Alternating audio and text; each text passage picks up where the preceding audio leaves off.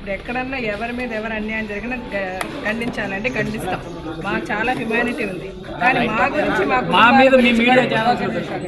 మా గురించి మా కుటుంబాల గురించి మీ మీడియాలో కూడా అంతే ఘోరంగా రాస్తున్నారు.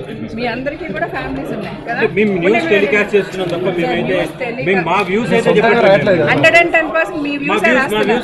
110% మీ వ్యూసే రాస్తున్నారు. 210% మీ వ్యూసే రాస్తున్నారు. ప్రతి యూట్యూబ్ ఛానల్స్ లో కానీ నేను ప్రింట్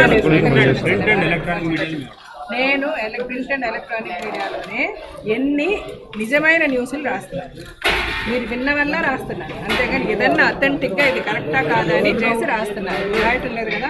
డెఫినెట్గా ఈరోజు జర్నలిస్ట్ మీద చేసుకున్నారని కాదు, రేపు కార్లు పగలగొట్టారని కాదు, అది ఎవరు చేసినా తప్పే. అలాంటి ఎజిటేషన్ ఎవరూ చేయకూడదు.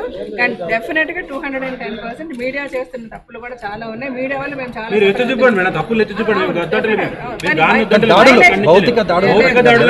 ఎవరు ఎంకరేజ్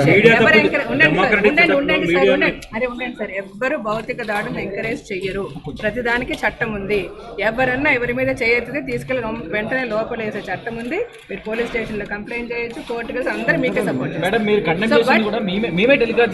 కరెక్ట్. కానీ మరి ఎందుకు మీరు కండెమ్ చేసి రాస్తారు సార్? కానీ అంతకుముందు మా గురించి ప్రతి విధవ కమెంట్ రాసి కొన్ని లక్షల కోట్ల మంది చదివిన తర్వాత మేము లక్షల కోట్ల మందికి వెళ్ళి మేము చెప్పుకోవడమే మా పనే కాదు కదా.